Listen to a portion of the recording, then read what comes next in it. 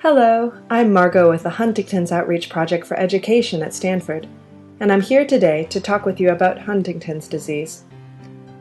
HD is a devastating disorder that runs in families, affecting about 1 out of 10,000 people in Western countries. People with HD have a 50-50 chance of passing it on each time they have a child. It causes brain cells to malfunction and die, which in turn causes people with HD to have problems with movement, thinking, and mood. Onset of HD is highly variable. Symptoms start around age 30 to 50 for most HD patients, but about 6% of people with Huntington's disease have juvenile HD, which affects children and teenagers. Most patients die about 10 to 20 years after symptoms begin. HD is a neurodegenerative disorder, meaning that symptoms are caused by the death of nerve cells in the brain. Specifically, a part of the brain called the basal ganglia is most heavily damaged in people with HD. The basal ganglia are responsible for controlling movements. They help us start motions that we intend to do and stop motions that we don't want to do. The basal ganglia also help us organize thoughts and regulate emotions. So nerve cell death in the basal ganglia is thought to cause the symptoms of HD. There are 3 types of symptoms, which start at different times for different people. The most noticeable symptoms have to do with movement. People with HD begin feeling clumsy or restless and may have occasional twitches or muscle spasms. As the disease continues, they have more and more trouble controlling their motions. It becomes difficult to walk, talk, and perform tasks, and they display chorea, the uncontrollable twisting and writhing movements that are named after the Greek word for dance. In the latest stage of the disease, motor symptoms are so serious that patients can no longer care for themselves. People with HD also have problems thinking clearly. Communication is difficult, and it gets harder to start conversations or understand what is being said.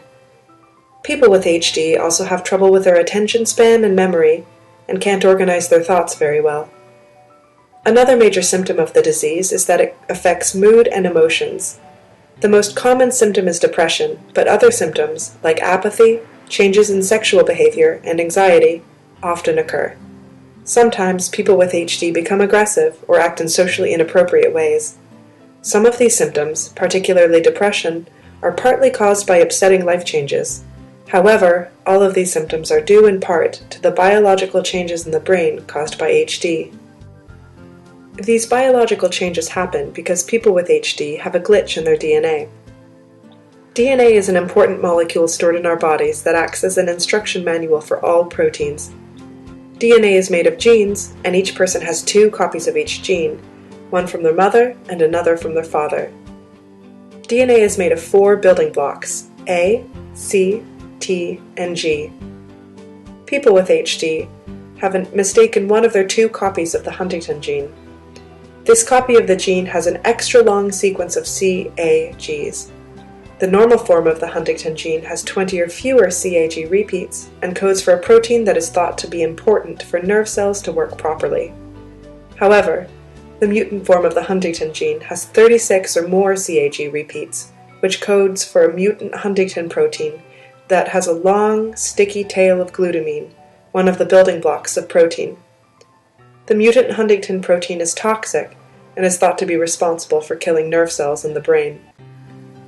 The glutamine tail causes copies of the mutant Huntington protein to stick to each other. In this way, they form clumps that usually end up in the nucleus, which is the cell's command center. Scientists don't know exactly how the mutant Huntington protein causes problems, but there are a few leading ideas. Some researchers think that the clumps of protein are harmful because they interfere with the important processes that happen in the nucleus. It is also thought that the clumps are harmful because the mutant Huntington protein sticks to more than just itself. It also sticks to other proteins that have glutamine tails. In this way, it kidnaps important proteins and prevents them from doing their jobs. Other scientists think that the clumps are actually the cell's way of protecting itself. In their view, the cell is trying to bundle all of the toxic protein together as a way of keeping it from doing harm. This is kind of like having a dumping ground for toxic chemicals, rather than allowing them to seep into the water supply or get into the ground. They point out that mutant Huntington is actually most harmful when it is not in clumps, as it can spread throughout the cell and cause damage in many different ways. However, this is an active area of research. Scientists are trying to understand how the mutant Huntington protein does its damage, as they hope that this will allow them to find a cure. Research has not yet led to a cure, but scientists have made some important advances. Their efforts led to the discovery of the Huntington gene in 1993 and the development of a genetic test. Now, people who have HD in the family have the option of being tested to find out whether or not they have the disease.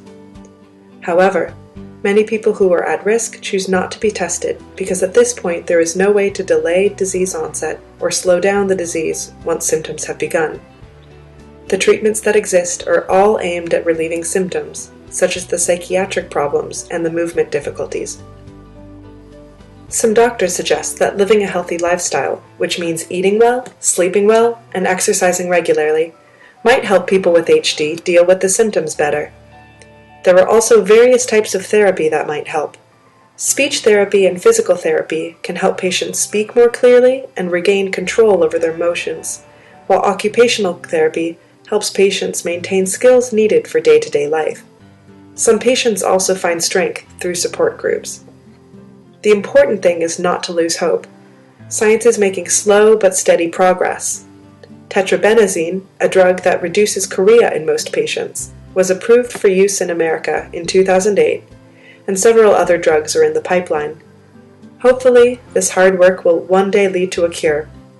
For updates on research, potential drugs, and background information on Huntington's disease, visit our website, hopes.stanford.edu.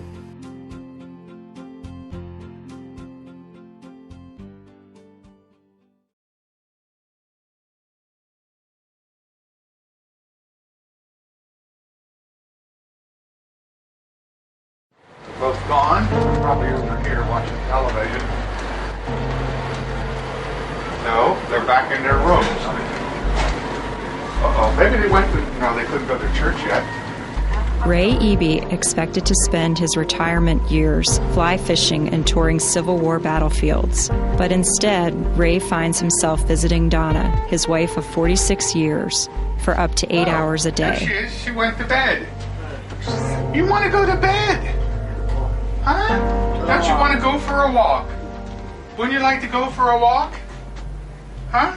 Well, let's sit you up. Huntington's disease, an inherited neurological disorder with devastating physical and psychological symptoms, has shattered the lives, homes, and plans of 3 generations of the Eby family. Her first complaint that she gave to me was my right side and the left side don't balance. It feels to me as though they don't match. What do you talk? Don't match? How can that be? You know. But that's what it was. She had symptoms that were very difficult. Her first was slurring, a very slight slurring of the speech. That was the first physical. Then it affected her walking. Once Donna needed full-time care, Ray found only a few nearby facilities willing to take Huntington's patients. With Donna's blessing, he chose Masonic Village. A month later, the Eby's 46-year-old daughter, Elizabeth, joined her mother. Best to describe it is, if you remember, DNA is a pattern, a strip of a web, and let's say you have A, B, C, D, E, and so on.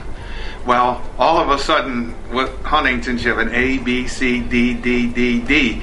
Depends how many of those repeats are as to how severe the case is. The bad part is, to diagnose it, everyone has different symptoms because you never know which part of the brain is going to become affected. That's the problem. It's very difficult to find out unless you have a family history. Donna, we had no family history, but now we look back at it, and her grandfather died of unknown causes, so did her mother. Okay, they thought it was cancer, but they never did an autopsy to find out for sure. It wasn't.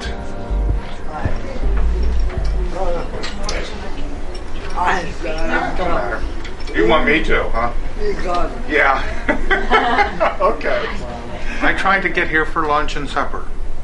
I don't always make it. Sometimes things interfere. But at least I like to get here for supper. Because I don't like to see Donna going to bed without eating something. And sometimes she would have done that if I wouldn't have shown up. So then usually that's when we watch a movie, or in the afternoon, go for walks down to the fish tank.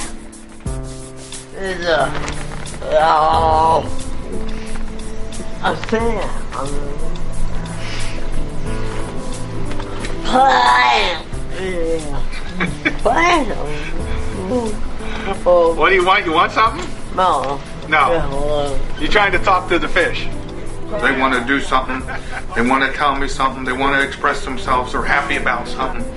And with Dawn particularly, when she gets happy and excited, then she can't talk very well. So that's frustrating. I most of the time feel helpless. All I can do is continue to do, and a smile on their face is a nice reward.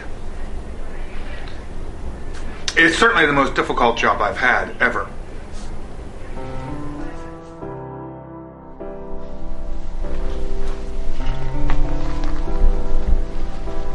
Now they have a new drug too they're working on. It's been used in insects and animals, and it's a protein blocker that should cure the disease.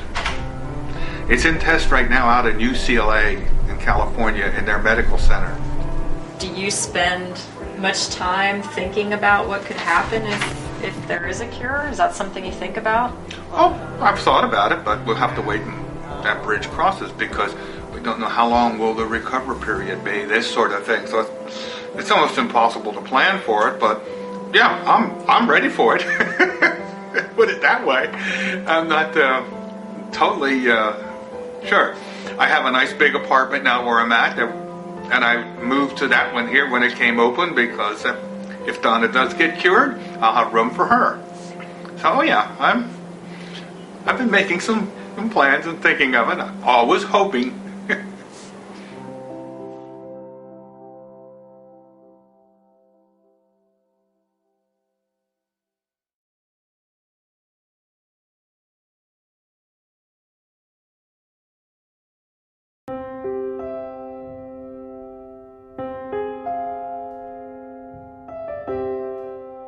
My parents sat my brother and I down when I was about 11 and told us that my mom had Huntington's disease. I remember I had just gotten back from dinner with my family and I fell off of the back of my father's car playing with my sister, and my mother tried to help me because I was crying and my knee was bleeding and she couldn't.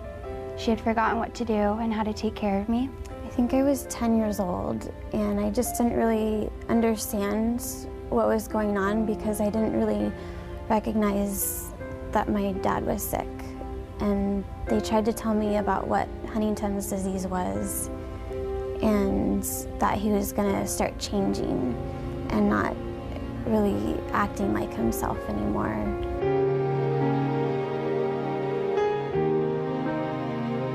So far, my mom suffers from a lot of choking problems, like difficulty eating, short-term memory loss has been really big lately, and like fine motor skills, she basically can't write anymore. My dad that raised us, he's changed. He's not the same person. He's gotten angry sometimes. One day he's fine, the next day he's not slurring his words at all. But it's just not that same dad that was, extremely encouraging at all of our volleyball matches, wanting to do family dinner all the time. It just slowly, it's just watching him digress into somebody that we really don't know.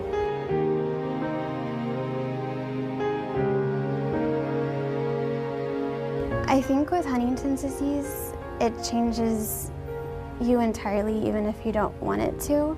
I've tried living my life in the ways that I would want to live my life if Huntington's disease never had entered my family. But because I'm always thinking about that, I know it's subconsciously or consciously changing how I've made my decisions, whether I should have gone to graduate school or not, or moved to San Diego away from my family, or just falling in love and wanting to get married. I felt like having kids is the #1 thing in my life. That's always been, my mom's always said, you've been put on this earth to be a mama. And so for me, I felt like, is my life over? Do I want to find out if I guess in a little bit of a dramatic sense, is my life over? The only thing I fear is just being alone, you know? Not having somebody, because I wouldn't want to put anybody through what I've gone through. So I couldn't expect anybody to love me like my father loved my mother.